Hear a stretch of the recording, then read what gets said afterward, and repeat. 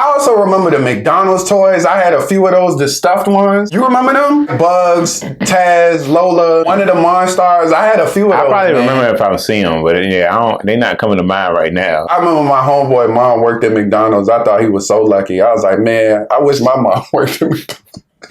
Dumbass fucking kid. Bro. I was like, I wish my mom worked at McDonald's. Want some toys. This is why you don't listen to kids.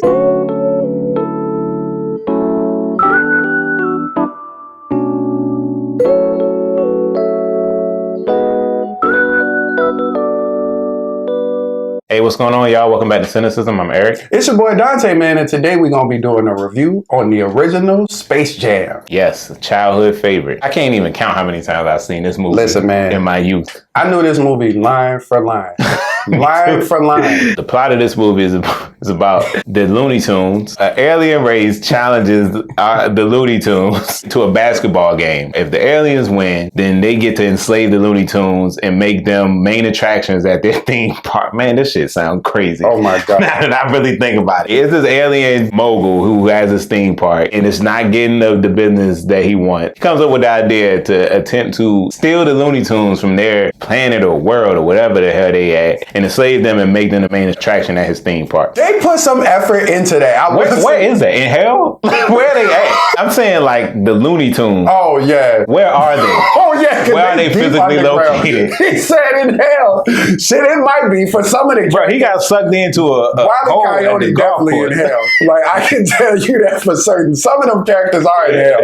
Aliens just came to the planet. They came to. I'm gonna just say Warner Brothers. They came to Warner Brothers to get the Looney Tunes to abduct them. There wasn't gonna be any type of fight or resistance. Or yeah, they were just gonna try to take them. Correct. That's right. They were just gonna take them. But the Looney Tunes challenged them to a basketball game. They kind of did like some finessing where it made it seem like in order for them to take them, they would have to give them a chance to defend themselves.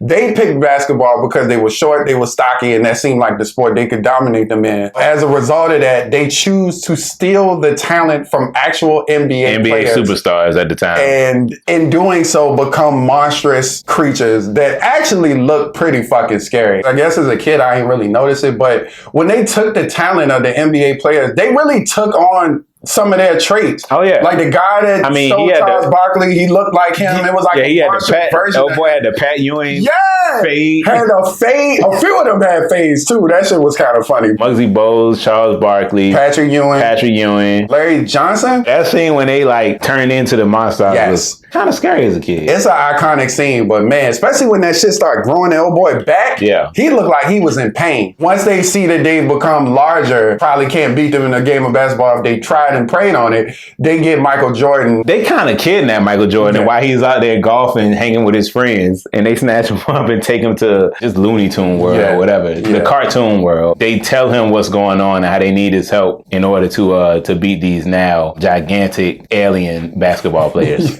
This soundtrack is still iconic. This is when movies used to make like actual soundtrack. I mean, they still do it now, but it's not. The soundtracks aren't as memorable, I feel, as they used to be like in the 80s and 90s during the time of these, big releases. This was the first album that I ever bought. CDs was out, but I actually bought this on tape. Oh, you had a cassette. I bought it on tape twice because I played it so much that the original tape completely was destroyed. Even though there was a time where I felt like the music didn't have anything to do with the movie, this is not one of those situations. A lot of the songs they had in this movie was related to the actual movie itself. Really creative soundtrack. It was a lot of different sounds on it. That Chris Rock and Barry White song is so weird to think about, but Basketball Jones. Yeah, Chris Rock on there. Yeah, he's just talking. He's just talking throughout the song while Barry White is actually singing. That "Welcome to the Space Jam." Yeah, that's come on and jam. You want to jam? You be like, oh, this shit is 90s like a motherfucker. So hype. Also on that soundtrack, you had the Looney Tunes was rapping on there too, weren't they?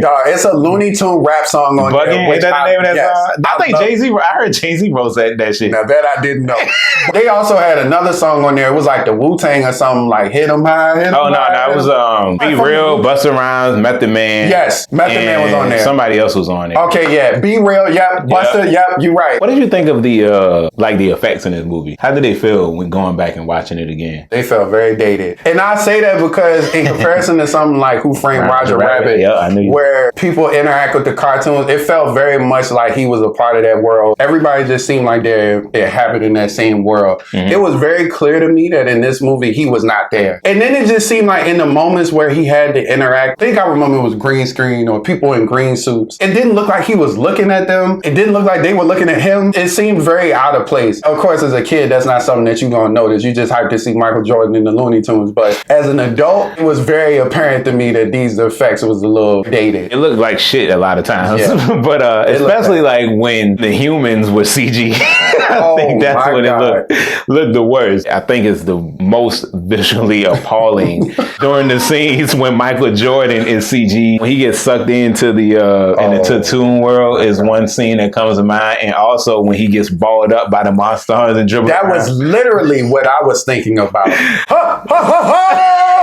You know what I will say though? The effects that they had on the basketball when they had the talent in it, that looked really cool. Yeah, that part stood out to me too. Surprisingly. That looked really cool. I don't know if that was practical effects. You could probably do that with practical effects pretty easily. But yeah, if it was CG, that was probably the best CG in the movie, which is pretty interesting to say. When I went back and rewatched the movie, there's a part that I was like, what the fuck? When he realized that he could like perform superhuman feats in this world, like, bro, how you ain't know that before when you literally got balled up and survived with no broken bones? How did you not know that? How did you feel about the comedy in this movie? Did it hold up to you still, or was it like... Some of it was still funny. Yeah. I mean, the human stuff, the Bill Murray stuff, the stuff with the guy Stan, his assistant, Bill Murray being in here trying to join the NBA was funny. The conversations they was having, the scene where they lose their talent and they trying to figure out what's going on. Mm-hmm. That shit was actually funny. They went to a therapist. It was so funny when they went to the tarot card reader and she actually was telling them what happened. She was like, looks like he's trying to win a game of basketball with Bugs Bunny. Niggas was like, yo, we out. We gone, bro. But then also that scene when Charles Barkley went to play basketball with them girls. Bro, I don't know why I remember that sequence the most. Like, you're not Charles Barkley. You just want to be that. Like, be gone, reject, be gone. He looked sad too. He was like, little girl blocked my shot.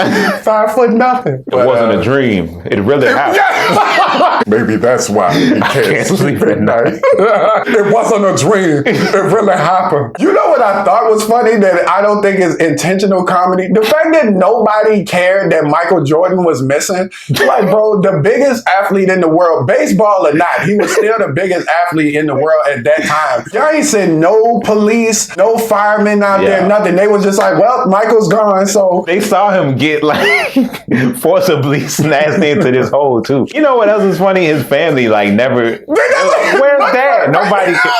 Oh, y'all needed shoes? Y'all just need the shoes, right? Where is he though? Is he safe? Right. Is he alive? Yeah, I can't tell you that, Doc. The basketball game, if you want to call it that they played, I mean, there was like no rules and regulations. I understand it's in the Toon world, but you could literally beat somebody the fuck up. It was like hockey. They weren't even playing basketball. Not at all. They were literally just stepping on people, beating people up. That was it. This was one of the movies that I can't imagine if you was a kid that didn't see this movie. I remember when this movie came on video, man, because back then videos, it's not like today where stuff just come on videos a couple months after it's released in the theater. It felt like it took a year or so for videos to come on tape. Obviously, because VHSs are harder to mass produce, probably. I told my mom, I was like, man, we have got to buy this movie. I don't know what I need to do, but we need to have this movie here in this house. I remember the VHS came with it was like some type of gold coin or something. I had it for a real long time. I'm trying to remember if I got that. What was on the coin? I think like Bugs Bunny or something was on it. You had a limited edition, John. I just had the regular one. Yeah, you know how sometimes they used to have them VHSs with little special things on them. So I think it was one of those. I'm trying to think if there's anything else to say. Oh, we ain't talking about Michael Jordan acting. Yeah. Don't matter. I mean, it's expected from an athlete, but he probably was the worst one in the movie. Oh, yeah. by far. The acting bar for this shit was limbo low. Going back and watching this movie after so many years, I still enjoyed it. Seeing it as an adult, you definitely notice some things that are a bit flawed in the movie, of course. But I mean, at the end of the day, this movie is still geared toward children. I think it's still a fun, wacky, silly ass movie, man. It's always gonna be regarded as a classic for me. When I incorporated nostalgia and everything, I mean, it's still like an 8 for me, man. I still enjoyed it. I still love this movie. It's one of the movies that, like I said, I knew line for line. I recited this movie all of the time. I watched it so many times that it's not even funny. I say all that to say that this movie obviously meant a lot to me back then, and seeing it today, I still feel the same way nostalgia-wise. What I will say is that this movie knew what it was, and it's short as all hell. It's like they get in there and get out. For a nostalgia factor, it's a 10. I love this movie, man. It meant a lot to me, and it was fun to rewatch it. I hadn't seen it in a long time. Thanks for tuning into our review of the classic original Space Jam movie. Hope y'all enjoyed that. As always, don't forget to like, share, subscribe to our channel, and if you have any suggested reviews, don't forget to drop a comment below. Absolutely, and if you guys have seen the classic movie Space Jam, please let us know what you thought. Please let us know how you feel if you've recently watched it, about the effects, about the plot, about just the fun factor, nostalgia factor of it all. Also, how you feel about the new Space Jam, and what do you anticipate for that movie as well? We'd like to know that also. We appreciate y'all, man. Thank y'all. Peace. Peace.